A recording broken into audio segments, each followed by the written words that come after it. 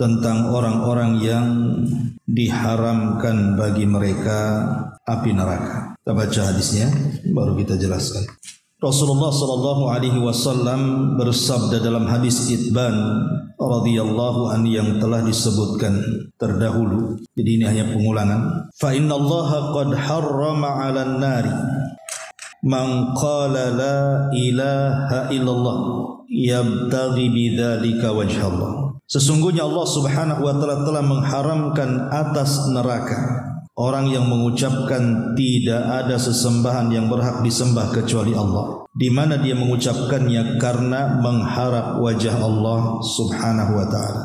Kemudian Rasulullah SAW juga mengatakan, ala ukhbirukum biman yahrumu 'alan nari au biman tahrumu 'alaihin naru ala kulli qaribin hayyinin sahlin.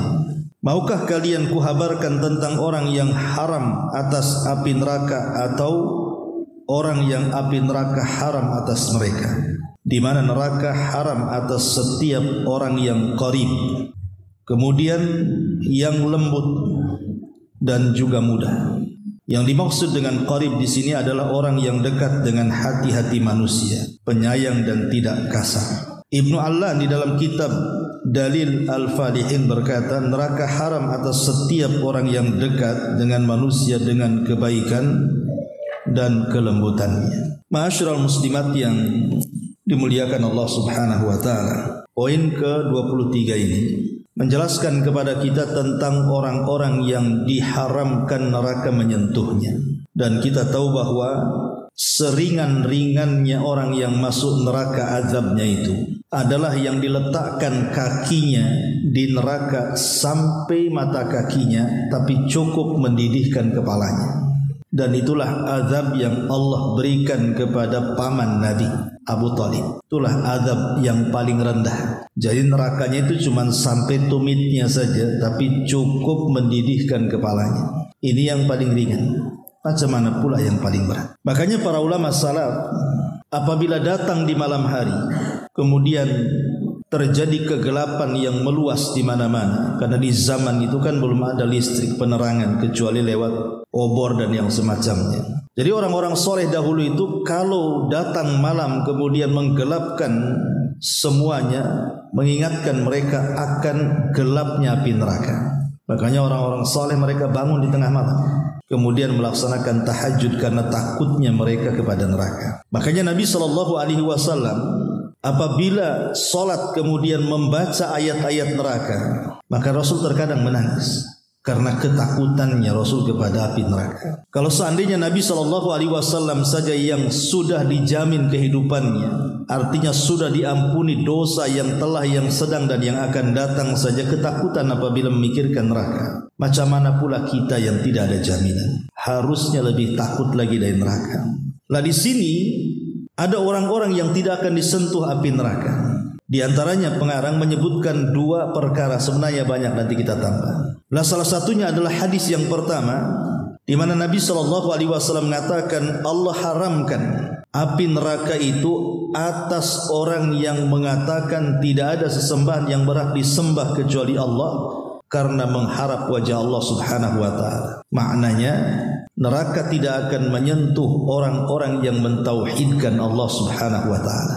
Lah di antara ciri-ciri orang itu husnul khatimah adalah orang yang berhasil ketika sebelum wafatnya mengucapkan kalimat la ilaha illallah. Dalam hadis Rasul mengatakan, man kana akhiru kalamihi la ilaha illallah dakhalal jannah. Siapa yang akhir ucapannya berhasil mengucapkan kalimat la ilaha illallah, maka orang itu dijamin masuk surga. Karena di antara tanda-tanda husnul khatimah adalah ketika wafatnya dia bisa mengucapkan kalimat tauhid. Ini yang pertama, bicara tentang orang yang mentauhidkan Allah Subhanahu wa taala. Ini sudah lewat hadisnya ya pada bab awal-awal. Saya tertarik untuk membahas hadis Nabi yang kedua. Di sini Nabi SAW mengatakan, ala ukhbirukum biman yahrumu 'alan nari au biman tahrumu 'alaihin nar.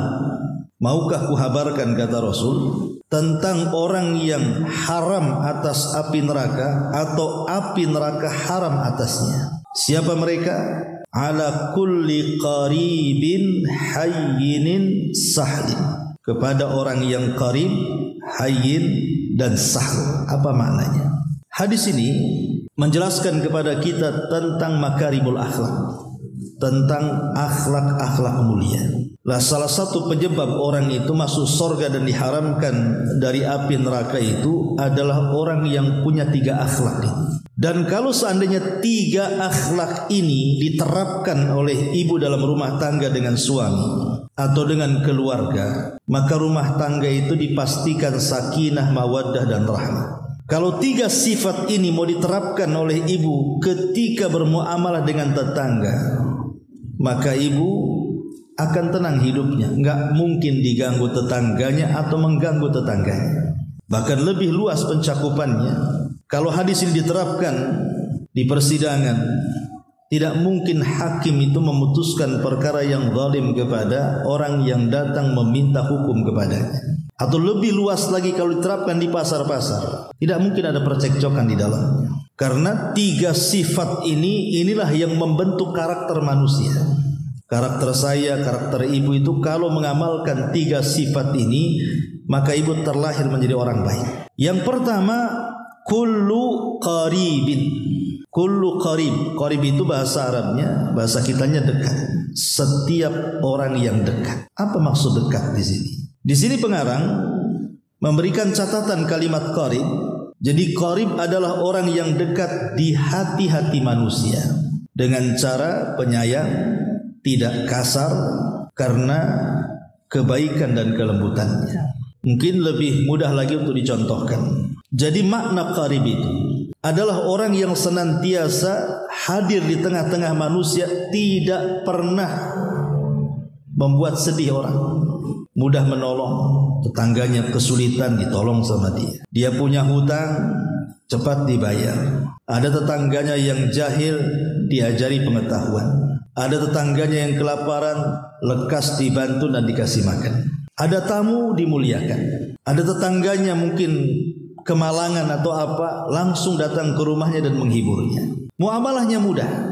Jadi qarib itu dekat dengan manusia, suka memberikan manfaat. Dia tidak tahan kalau ada orang susah, langsung dibantu, langsung dihibur. Itulah makna qarib. Jadi qarib itu orang yang lembut, sayang, mudah gitu ya, dan tidak suka mempersulit orang. Dalam sebuah hadis Nabi SAW mengatakan, Rasul, amalan yang paling dicintai Allah itu apa? Maka Nabi SAW mengatakan, sururun tudkhiluhu ala qalbil muslim.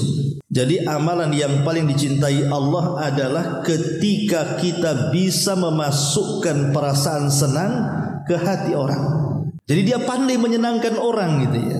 Jadi kalau ada orang sedih datang dihibur, ada orang susah datang dibantu, senang dia. Minimalnya didoakan dan begitu seterusnya. Itulah qarib, dekat dengan manusia. Karena ada orang-orang di masyarakat itu sulit didekati. Apalagi sudah mentang-mentang dulu belum jadi RT, sudah jadi RT susah pula ketemu dengan dia. Gak bisa minta tanda tangannya kecuali ngasih duit. Nah, itu bukan qarib. Atau mungkin ibu bekerja di pemerintahan, membuat KTP saja setengah mati.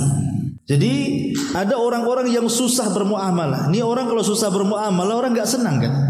Ibu saja kalau seandainya jarang senyum, susah senyum itu kan, kayak dijahit mulutnya itu, orang gak suka. Orang kok mulut apa, mukanya kayak gitu ya. Itu saja sudah diomongin orang gitu. Padahal belum ngomong tuh, baru tidak mau senyum, tidak mau nyapa saja orang gak suka. Macam mana lebih daripada itu? Makanya kenapa akhlak qarib ini kalau diterapkan itu semua orang suka dan senang, dan semua pasti ingin mendekat dia. Karena orang ini memang suka menghibur, ceria, senang. Pokoknya didekati atau mendekati orang itu orang gak lari. Kan ada orang kalau mendekat dengan kita, kita pula lari dari dia. Atau kita yang mendekat kepada dia, dia pula lari dari kita. Ada orang kayak gitu itu. Lah itu karena tidak punya sifat qarib tadi. Jadi orang malah jauh dari kita. Enggak mau kita ini dekat-dekat dengan manusia atau manusia dekat dengan kita. Lah inilah kalau orang punya sifat qarib itu disukai orang susah, disenangi orang kaya gitu ya. Disukai orang sakit, disenangi orang yang sehat. Maka qarib ini penting dalam kehidupan. Ini yang pertama. Kemudian yang kedua, hayyin. Hayyin itu lebih dekat maknanya kepada tawadhu, merendahkan diri. Mana hayyin itu? Tidak sombong. Walaupun dulu miskin kemudian jadi kaya, ya tetap saja akhlaknya seperti waktu miskinnya. Walaupun dulu belum menjabat kemudian punya jabatan, tetap dia tidak berubah. Karena hati orang mulia itu, dia tidak akan berubah. Hati orang mulia itu tidak akan berubah. Karena lembut hatinya. Mau dicela ya silahkan, dipuji juga nggak ada masalah. Dikatai-katai orang ya biasa-biasa saja, dipuji orang pun biasa-biasa saja. Itulah hayyin namanya, punya kelembutan dalam hati. Kalau dia muda, dia menghormati orang tua. Kalau dia tua, dia pun memuji anak muda. Pokoknya bagaimana sifat tawadhu, sifat rendah hati. Dan Allah Subhanahu wa taala kalau sudah mengangkat, maka tidak mungkin direndahkan manusia. Sebagaimana kalau Allah sudah merendahkan manusia, tidak mungkin Allah angkat lagi.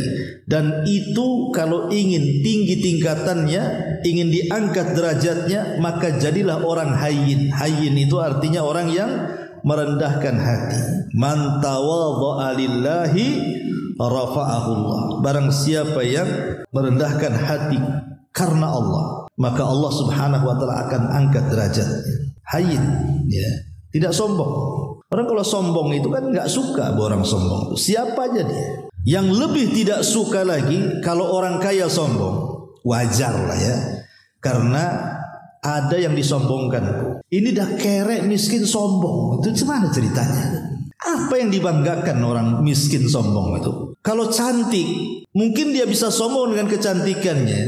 Ini udah hitam jelek sombong lagi. Ini gimana ceritanya? Apa yang mau disombongkan? Jadi kalau pejabat sombong, mungkin dengan jabatannya dia bisa sombong. Ini tidak punya jabatan apa-apa, dia sombong.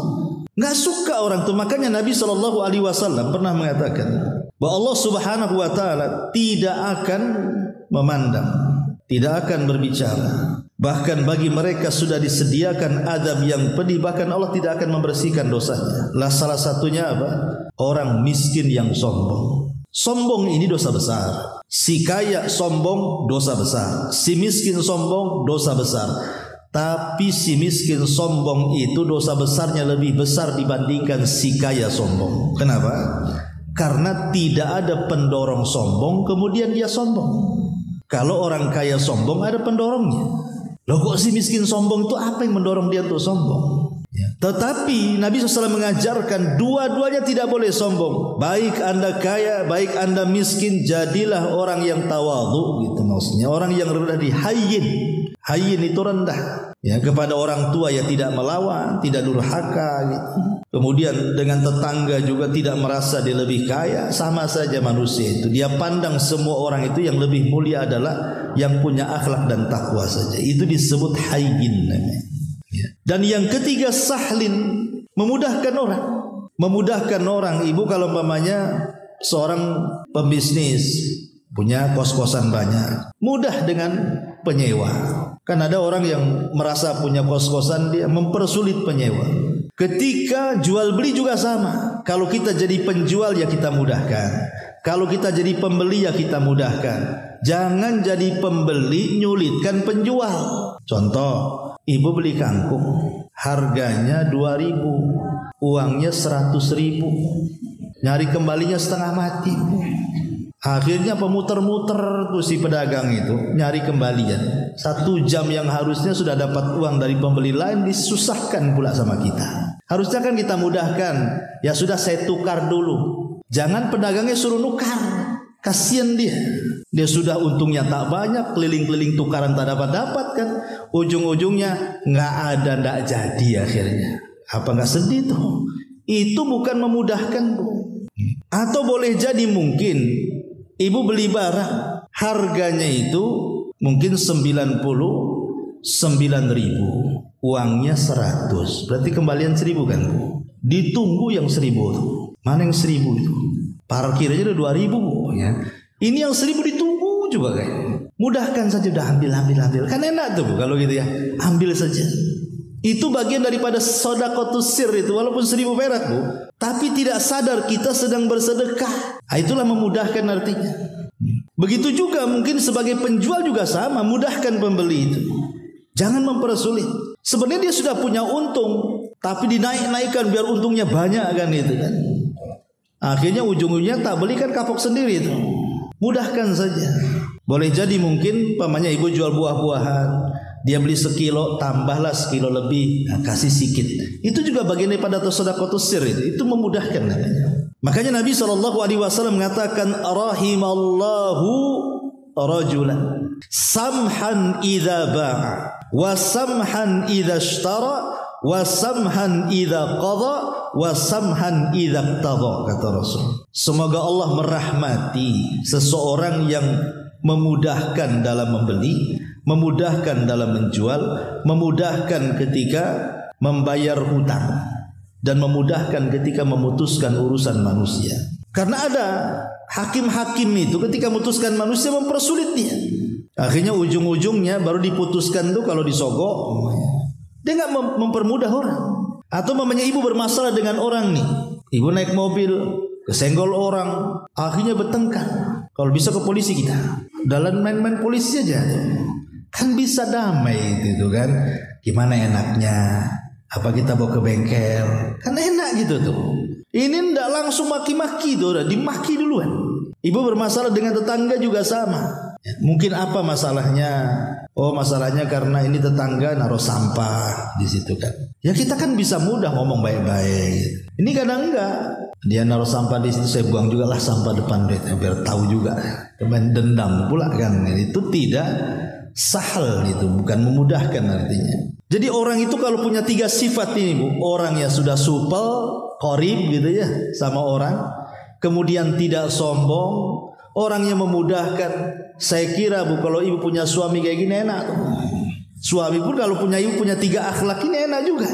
Karena nggak mungkin bertengkar orang itu kalau punya 3 sifat ini. Saya yakin nggak akan bertengkar sampai kiamat kalau punya 3 sifat ini.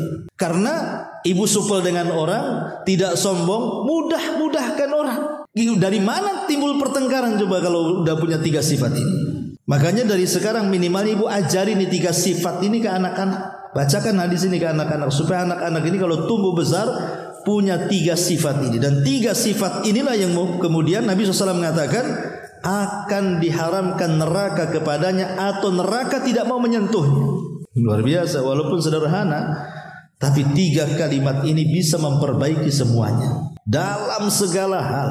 Hubungan keluarga, hubungan tetangga, hubungan masyarakat, baik di perusahaan, baik dan di pengadilan, baik di kantor pejabat. Kalau 3 sifat ini ada, selesailah urusan itu. Karena begini, karena kecenderungan manusia itu biasanya buat perkara ya. Kecenderungan manusia itu mau nekan orang biasanya seperti itu. Karena merasa dia kuat, ini yang ditekan ini lemah, main ngancam. Nah, itulah akhirnya jadinya. Kalau hilang 3 sifat ini, akhirnya penuh dendam, main ngancam, merasa besar, merasa banyak uang, merasa kaya, dan begitu seterusnya. Ya, jadi kenapa sampai Nabi SAW mengatakan neraka haram kepadanya? Ya karena memang mulianya luar biasa 3 sifat ini. Bisa memperbaiki urusan manusia, terlahir menjadi orang baik. Ya. Ma'asyiral muslimat yang dimuliakan Allah Subhanahu wa taala, ini diantara hal-hal yang bisa memasukkan orang ke surga dan haram neraka padanya. Lalu apalagi yang tidak dicantumkan? Ini kan hanya menyebutkan 2 contoh saja.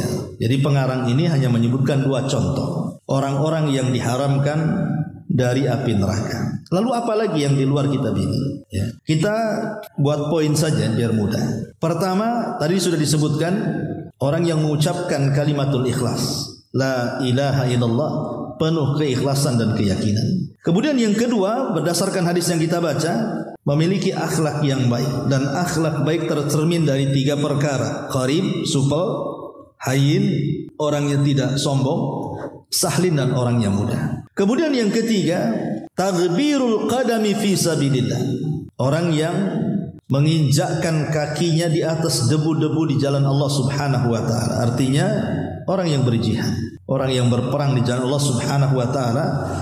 Maka Rasul mengatakan, man ighbarrat qadamahu fi sabilillah sa'atan min naharin fa huwa haramun 'alan nari. Barang siapa yang kedua kakinya penuh dengan debu karena berjihad, maka Allah Subhanahu wa taala akan haramkan padanya api neraka. Ini yang ketiga. Yang keempat, as-salatu, orang yang melaksanakan salat. Nabi SAW mengatakan, harramallahu 'alan nar an ta'kula athara sujudi. Allah haramkan atas neraka untuk memakan bekas-bekas sujud. Nanti pada hari kiamat, seandainya ada seseorang itu Allah takdirkan masuk neraka, kemudian teman-teman di sorga atau mungkin saudara-saudaranya atau kerabat-kerabatnya Allah takdirkan masuk sorga, maka mereka juga akan memberikan syafaat. Orang-orang yang masuk ke dalam sorga itu akan mampu memberikan syafaat kepada saudaranya yang masuk neraka. Makanya ada hadis yang dulu pernah saya ceritakan tentang sukul jannah, pasar sorga. Jadi sorga itu ada pasar, bukan untuk jual beli, tidak. Pasar ini hanya untuk perjumpaan penduduk sorga dengan kawan-kawannya di dunia yang sama-sama masuk sorga. Maka setiap hari Jumat mereka akan kumpul di pasar itu. Ya, nostalgia, menceritakan soal kehidupan mereka di dunia. Dan ingat, kalau orang sudah masuk sorga, itu memori semua balik. Jadi ibu hafal sejak zaman ibu kecil sampai ibu meninggal itu semua hafal. Kalau sekarang kan ibu tidak hafal. Coba ibu pulang kampung, ketemu kawan-kawan yang sudah 40 tahun, mungkin gak kenal lagi sudah. Kalau gak kenalan gitu ya. Kadang-kadang udah kenalan pun gak yakin kamu dulu kamu kecil kok sekarang udah jadi besar gini kan. Dulu kamu paling cantik, sekarang kok enggak. Iyalah sudah 60 tahun ya. Artinya kadang-kadang kita ini sudah lupa Bu ya kan. Jangankanlah sudah 40-50 tahun gak ketemu, memori kita mungkin minggu kemarin pernah gibahin orang saja kita lupa. Tapi di akhirat Bu, itu memori dikembalikan. Jadi kita akan hafal dari masa kecil kita sampai masa wafat kita hafal. Itulah yang dinostalgiakan oleh penduduk sorga itu. Jadi mereka akan menceritakan tentang kondisi dunia. Jadi salah seorang di antara mereka akan bicara tentang teman-temannya yang tidak hadir. Kemana ya si Anu tuh yang biasa kita kumpul, kita reuni, kita ini kok tak ada pula di sini. Maka dihabarkan kepadanya, Allah takdirkan dia tidak di sorga, dia di neraka. Maka sepakat tuh teman-temannya yang masuk sorga itu langsung bangkit dan berdoa kepada Allah Subhanahu wa taala dan mengatakan, ya Rabb, la taqtamilu ladzatina hatta tukhrijahu minan nar. Ya Allah, jangan kau sempurnakan kenikmatan kami sampai kau keluarkan teman kami yang masuk neraka. Ya, dengan syarat tentu yang masuk neraka itu bukan kafir, bukan musyrik, yang enggak dikekalkan di dalamnya maksud. Maka Allah Subhanahu wa taala akan berikan syafaat karena permintaan kita. Maka Allah akan utus malaikat, keluarkan orang yang diminta orang itu. Lah malaikat yang akan menjemput saudara kita yang masuk neraka itu, dia tidak akan mengenali kecuali dari bekas sujudnya. Dia kan gak kenal malaikat yang mana satu orangnya. Tapi mereka para malaikat yang hendak mengambil teman kita yang masuk neraka itu hanya kenal dari bekas sujud. Disinilah Nabi SAW mengatakan, harramallahu 'alan nar an ta'kula athara sujud. Allah haramkan terhadap neraka untuk memakan bekas sujud. Dan sujud itu berapa anggota? 7. Nih, 1, 2 tangan, 2 lutut, kemudian 2 ujung telapak kaki, sudah 6. Baru dahi 7 dengan hidung. Itu namanya rukun sujud. Kalau rukun ini tidak nempel di bumi, tidak sah sujudnya. Ibu nempel tumitnya saja, tangan sama dahi, kakinya pula jingkat ke atas, nggak sah sujudnya. Atau umpamanya sudah benar, tangannya pula diangkat dan nempel, nggak sah. Jadi 7 anggota sujud harus nempel di bumi. Lah itu disebut asar sujud tuh di situ. Nanti akan bercahaya. Neraka tidak akan makan itu 7 anggota sujud. Lah malaikat kenal dari situ. Dan Allah haramkan tuh bekas-bekas sujud itu disentuh api neraka, karena malaikat akan kenal orang-orang yang dapat syafaat dan diambil neraka itu dari situnya. Maka beruntunglah orang yang banyak sholat. Beruntunglah orang yang banyak sholat, baik wajib atau sunnah. Ini juga diantara yang keempat yang neraka haram padanya. Yang kelima, al-muhafadhatu ala 4 raka'atin qabla zuhri wa 4 ba'dah. Orang yang menjaga 4 rakaat qabliyah sebelum zuhur dan menjaga 4 rakaat ba'diyah setelah zuhur. 4 rakaat sebelum zuhur, 4 rakaat setelahnya. Tentu yang ba'diyah itu ya sebelum zuhur itu 4 rakaat, sama 2 rakaat setelah zuhur. 2 rakaat itu tambahan saja. Jadi semua ada 8 gitu ya. Disebutkan dalam hadis Nabi SAW, Man hafadha 'ala salawatil khamsi 'ala wudu'iha wa mawaqitiha.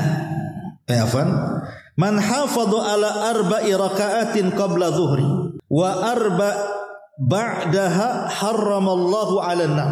Siapa yang menjaga 4 rakaat sebelum zuhur, maksud 4 rakaat ini 2 rakaat salam maksudnya, bukan 4 rakaat sekali salam, tidak. 2 rakaat salam, 2 rakaat salam. Itu namanya 4 rakaat. Baru zuhur, setelah zuhur tambah lagi 4 rakaat, 2 rakaat salam, 2 rakaat salam. Maka Nabi SAW mengatakan, harramallahu 'alan nar. Allah haramkan orang itu dimasukkan ke dalam neraka. Maka beruntunglah orang-orang yang bisa menjaga 4 rakaat sebelum zuhur dan 4 rakaat setelah zuhur. Ini yang kelima. Yang keenam, zikrullahi wa tauhiduhu indal mauti. Berzikir kepada Allah Subhanahu wa taala dan mentauhidkan Allah indal mauti, ketika menjelang wafatnya. Maksudnya apa di sini? Ada zikir. Jadi ini yang nomor 6 ini terkhusus bagi orang-orang yang sakit parah. Ya, jadi kalau ada seseorang itu sakit parah dan kayaknya nggak lama lagi hidupnya, maka bacalah zikir ini. Jadi ini bisa ibu wasiatkan kepada saudara yang sedang sakit parah, kasih amalan gitu bahasa kitanya.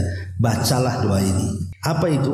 Dalam hadis Nabi SAW mengatakan, Nabi SAW bersabda, "Idza qala al-'abdu la ilaha illallah wallahu akbar, la ilaha illallah wallahu akbar, yaqulullahu azza wa jal sadaqa 'abdi, la ilaha illa ana wa ana akbar."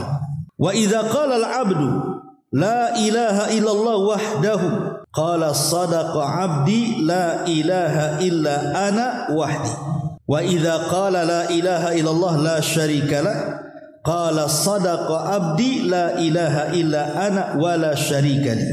Wa idza qala la ilaha illallah lahul mulku wa lahul hamdu qala sadaqa 'abdi, la ilaha illa ana lil mulku liyal mulku wa liyal hamdu. Wa idza qala la ilaha illallah wa la haula wa la quwwata illa billah qala sadaqa 'abdi, la ilaha illa ana wa la haula wa la quwwata illa bi. Thumma qala an-nabi sallallahu alaihi wasallam, wa man ruziqahunna inda mautihi lam tamassahun nar. Apa kata Rasulullah? Apabila seorang hamba berkata seperti ini, la ilaha illallah wallahu akbar, titik. Ya. La ilaha illallah Allahu akbar. Tidak ada sembahan yang berhak disembah kecuali Allah dan Allah Maha Besar. Maka kalau ibu mengucapkan kalimat ini, maka Allah yang ada di langit akan mengatakan, hambaku telah benar dengan ucapannya, karena memang tidak ada sesembahan yang berhak disembah kecuali saya, dan saya memang akbar, maha besar. Jadi bisa ketika sakit parah perbanyak tauhid dan takbir, la ilaha illallah Allahu akbar, la ilaha illallah Allahu akbar. Atau kalimat yang kedua, apabila seorang hamba mengucapkan la ilaha illallah wahdah, pendek, la ilaha illallahu wahdah, tidak ada sembahan yang berhak disembah kecuali Allah semata, maka Allah yang di langit akan mengatakan, hambaku telah benar ucapannya, karena tidak ada sembahan yang berhak disembah kecuali satu, dan sayalah satu-satunya. Maka bisa mengucapkan la ilaha illallahu wahdah, pendek juga. Kemudian kalimat yang ketiga, ibu bisa baca, dan apabila seorang hamba mengucapkan la ilaha illallahu la syarika lahu, tidak ada sembahan yang berhak disembah kecuali Allah yang tidak ada sekutu dengannya, maka Allah yang di langit akan mengatakan, ya memang hambaku telah benar dengan ucapan itu, bahwa tidak ada sesembahan yang berhak disembah kecuali aku, dan memang aku tidak punya sekutu dengan siapapun. Jadi lafaz yang ketiga, la ilaha illallahu la syarikalah. Atau yang keempat, ibu bisa membaca apabila seorang hamba mengucapkan la ilaha illallahu lahul mulku wa lahul hamdu. La ilaha illallahu lahul mulku wa lahul hamdu. Tidak ada sembahan yang berhak disembah kecuali Allah, baginya kerajaan dan baginya pujian. Maka Allah yang ada di langit mengatakan, hambaku telah benar dengan ucapannya, memang tidak ada sembahan yang berhak disembah kecuali aku, dan kerajaan serta pujian itu hanya milik aku. Atau yang terakhir, ibu bisa membaca la ilaha illallah wala haula wala quwata illa billah. Tidak ada sembahan yang berhak disembah kecuali Allah dan tidak ada daya dan upaya kecuali datang dari Allah. Maka Allah akan mengatakan dari langit, sudah benar hambaku dengan ucapannya, karena tidak ada sembahan yang berhak disembah kecuali aku dan tidak ada daya dan kekuatan kecuali milikku. Apa kata Rasulullah? Siapa yang diberikan rizki menjelang wafatnya mampu mengucapkan lafaz-lafaz itu, maka neraka tidak akan menyentuhnya. Ya, ibu tinggal pilih lafaz yang mana. La ilaha illallah wallahu akbar, atau la ilaha illallah wahdah, atau la ilaha illallah la syarikalah, atau la ilaha illallah la haula wala quwata illa billah. Ibu kasih tahu tuh yang sakit-sakit parah, baca. Ya, siapa tahu Allah takdirkan dia meninggal, dia mengamalkan pula zikir-zikir yang disabdakan Nabi. Bisa jadi Allah takdirkan Allah akan jauhkan dia dari api neraka. Ini juga yang keenam. Kemudian yang nomor 7, al-buka'u min khasyatillah. Orang yang menangis karena takut kepada Allah. Nabi SAW mengatakan, ainani la tamassuhuman nar.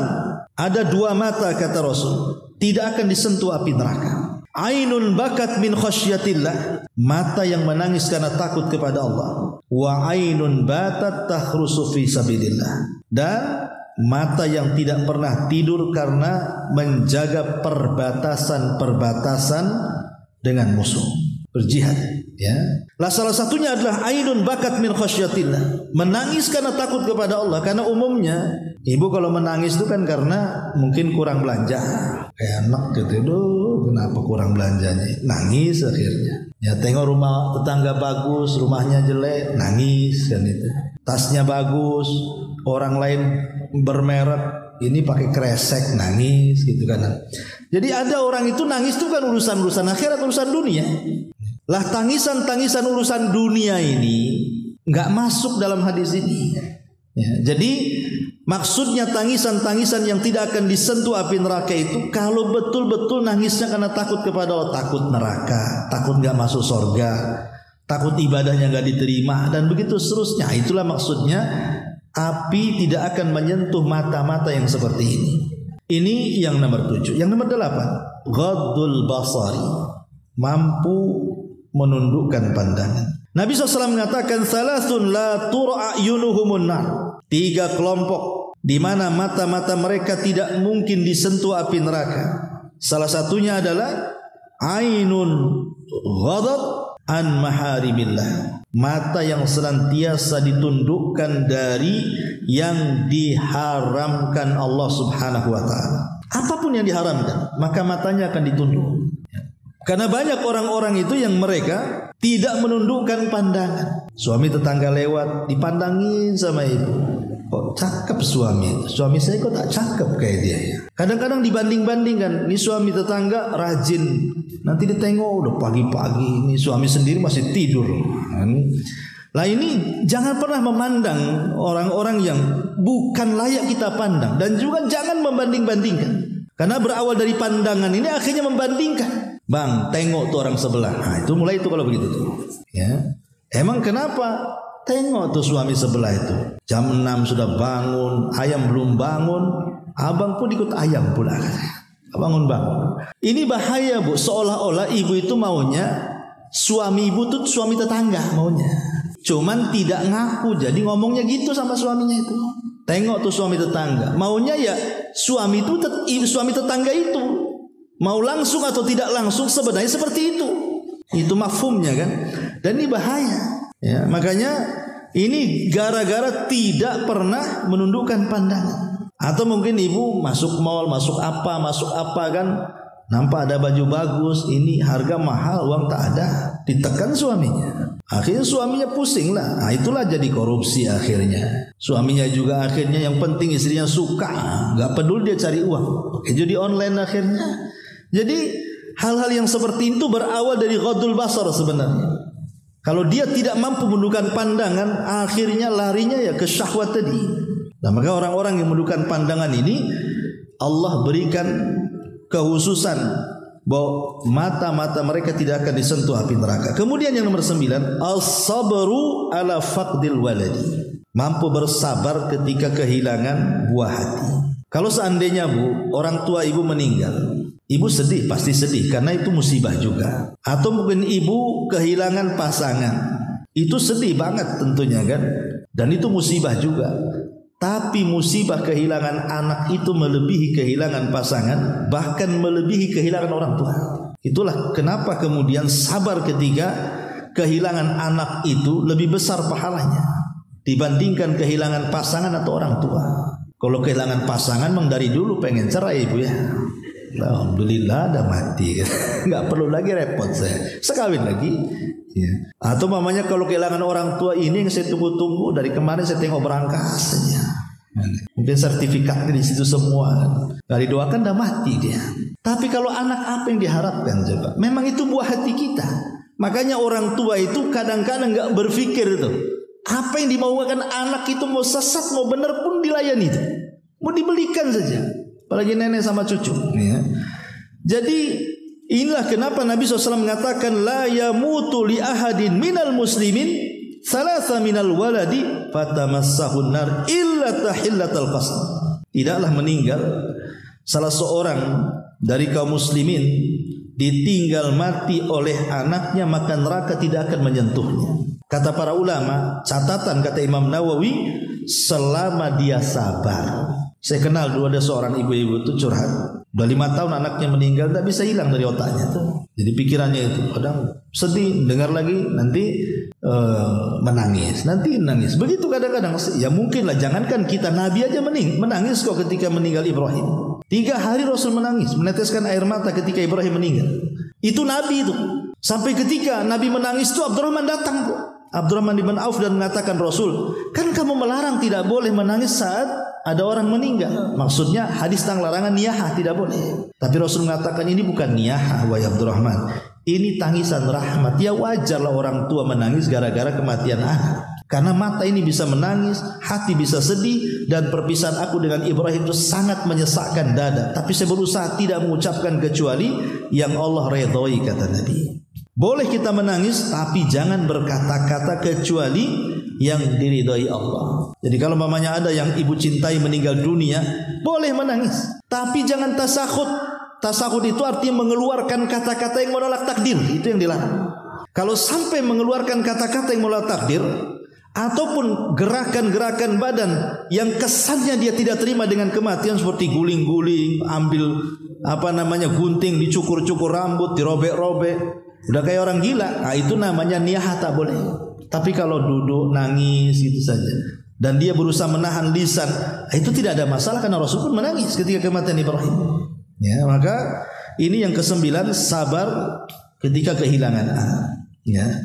Ini di antara 9 perkara yang sebutkan para ulama tentang neraka tidak akan disentuh. Lalu sebaliknya, siapa orang-orang yang sorga tidak akan menyentuhnya dan dia tidak akan disentuh sorga?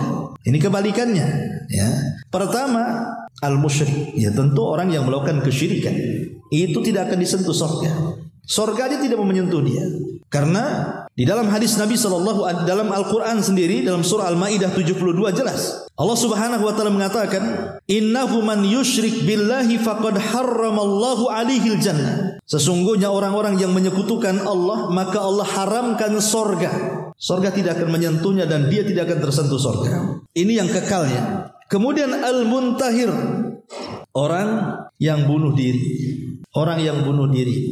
Disebutkan dalam hadis Jundub ibn Abdillah radhiyallahu an, qala Rasulullah SAW, kana fi man kana qablakum rajul bihi jurhun fajazi'a fa akhadha sikkinan fahazza biha yadahu famaraqa damun hatta mata. Qala Allah Ta'ala, badarani abdi bi nafsihi haramtu alaihil jannah.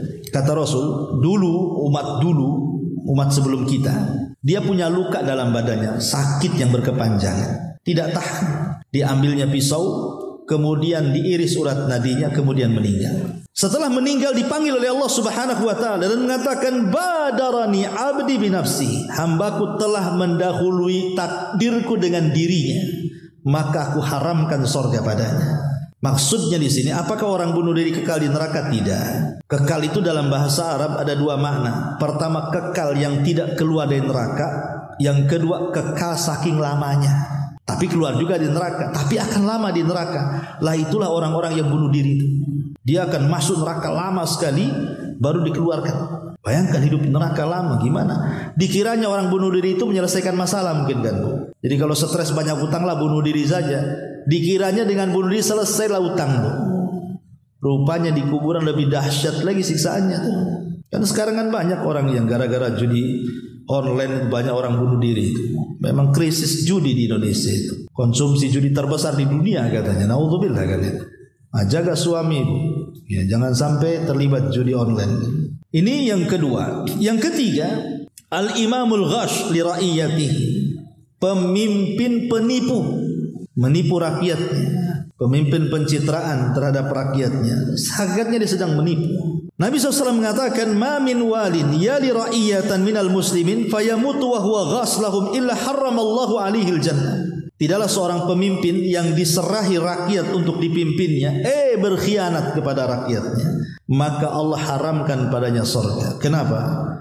Saya kalau berdusta dengan ibu, dosa saya dengan satu orang saja ibu. Tapi kalau pemimpin berdusta, dia menanggung dosa satu negara. Itu masalahnya. Kalau dia melakukan kecurangan seorang pemimpin ini, maka dia akan menanggung dosa rakyatnya itu. Makanya kalau dia berbuat baik, dia akan menanggung pahala rakyatnya. Besar dia untungnya. Kalau sekali dia buat kebijakan nih, dan kebijakan ini baik untuk semua rakyatnya, berarti pahala satu negara diberikan kepadanya. Makanya kenapa ketika Nabi SAW menyebutkan 7 kelompok yang akan mendapatkan naungan di hari yang tidak ada naungan kecuali naungan arsy Allah, salah satunya di urutan pertama adalah pemimpin yang adil. Ya karena dia dapat pahala rakyatnya kan itu. Sebaliknya kalau dia membuat kebijakan menipu rakyatnya, Anda tanggung saja dosa rakyat Anda. Bawalah itu ke neraka. Makanya wajar kalau Nabi mengatakan Allah haramkan sorga itu para pemimpin pengkhianat. Kemudian juga man akhadha malal muslim bighairi haq. Orang yang mengambil harta seorang muslim tanpa hak dibenarkan. Seperti mamanya mengambil tanah seorang walaupun 1 jengkal gitu ya. Ataupun mamanya ingin merebut warisan saudaranya padahal dia enggak punya hak di situ, atau ingin merebut langganan orang lain padahal itu sudah ada langganan ke situ, dan macam-macam lah mengambil hak itu. Nabi mengatakan, "Man iqtata'a haqqa imri'in muslim biyamin, faqad aujaballahu lahun nar wa harrama 'alaihi al-jannah." Faqala lahu rajulun, "Wa in kana syai'an yasiran ya Rasulullah?" Qala, "Wa in qadiban min araqin." Barang siapa yang mengambil hak seseorang muslim dengan sumpahnya, maka Allah wajibkan neraka baginya dan Allah haramkan surga baginya. Seorang laki-laki berkata, "Wahai Rasul, walaupun sesuatu yang kecil, ya walaupun hanya sebiji siwak." Ya, walaupun hanya sebiji siwak. Naudzubillah. Siwak berapalah harganya? Nah, sekarang kan ada tuh konflik keluarga gara-gara waris. Dia tidak punya hak di situ sebenarnya, dia ambil.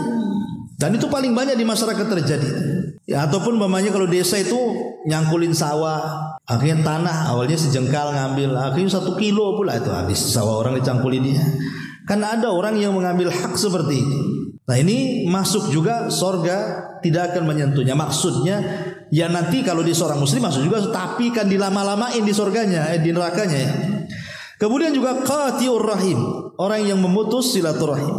Orang yang memutus silaturahim berdasarkan hadis Nabi SAW mengatakan, "Faman qata'aha harramallahu alaihil jannah." Siapa yang memutuskan silaturahim maka Allah haramkan padanya surga. Kemudian yang selanjutnya manida ila ghairi abi, orang yang mengaku kepada yang bukan keturunannya. Rasul mengatakan manida ila ghairi abi wa huwa ya'lam fal jannatu alaihi haram. Siapa yang mengaku kepada yang bukan keturunannya, dia tahu itu bukan keturunannya, maka surga haram padanya. Seperti orang ngaku-ngaku turunan Nabi padahal bukan gitu ya. Atau ngaku-ngaku turunan, umpamanya di Indonesia ini kan kalau sistem kerajaan dulu banyak tuh turunan ningrat padahal nggak ada ningratnya, itu masuk pada hadis ini. Atau kalau di anaknya sudah sukses dari desa ke kota udah kaya gitu, nggak ngakui bapaknya karena miskin gitu. Dan begitu seterusnya. Dan yang terakhir, waman qatala muahidan, orang yang membunuh orang kafir yang dilindungi pemerintah. Nggak boleh. Orang kafir itu ada 3, ada 4. Yang boleh dibunuh itu cuma 1. Yang 3 itu harus dilindungi. Pertama kafir zimmi. Kafir zimmi itu kalau ibu punya tetangga non muslim, dia memang sudah orang Indonesia, punya KTP Indonesia, hidup bersamaan dengan kita, itu disebut zimmi, Bu. Lindungi mereka, jangan disakiti. Ya. Yang kedua ada namanya kafir musta'man. Kafir musta'man itu orang kafir yang diberikan suaka pemerintah. Ada orang Australia, Singapura, non muslim datang ke Indonesia, dikasih visa sama pemerintah, dikasih suaka, silakan jalan sana, silakan rekreasi, silakan bisnis, silakan itu. Ini orang kafir seperti ini dilindungi, tidak boleh dibunuh. Kemudian yang ketiga ada kafir mu'ahad. Umpamanya ada negara Indonesia berhubungan dengan negara Malaysia, dengan negara Australia atau Amerika atau Barat yang non muslim itu. Ada hubungan bisnis, bilateral atau politik atau hubungan apalah pokoknya. Maka kalau ada hubungan maka tidak boleh diperangi. Ada hubungan. Ya. Yang boleh diperangi ini kalau orang kafir nembakin kita. Kayak orang Israel tuh nembakin Palestina. Nah, itu ya tidak mungkin ditembakin diam saja. Ya kita melawan lah kan gitu. Itu boleh. Kalau mereka mengangkat senjata memerangi kita, kita perangi balik. Itu hanya satu yang boleh diperangi kalau mereka mengangkat senjata. Kalau tidak mengangkat senjata tidak boleh. Karena konsekuensinya kalau kita membunuh seperti teroris-teroris itu kan, kadang-kadang mereka meledakkan diri di mana-mana. Ini mereka nggak pernah melihat pembagian kafir orang teroris itu. Pokoknya nampak orang kafir mau dibunuh saja. Padahal Islam ini agama rahmatan lil alamin. Ada pembagiannya, orang kafir tidak semua dibunuh. Orang kafir yang dibunuh itu kalau dia merangi kita. Kalau nggak memerangi ya kita lindungi mereka. Boleh jadi masuk kepada kafir dhimmi, atau mungkin kafir ahdi, atau kafir musta'man. Jadi dari 4 kafir itu cuma 1 yang boleh diperangi. Yang 3 ini tidak boleh, haram. Kalau kita perangi, maka Rasul mengatakan man qatala mu'ahadan fi ghairi kanhihi harramallahu alaihi jannah. Siapa yang merangi kafir muahid, maka Allah haramkan padanya surga.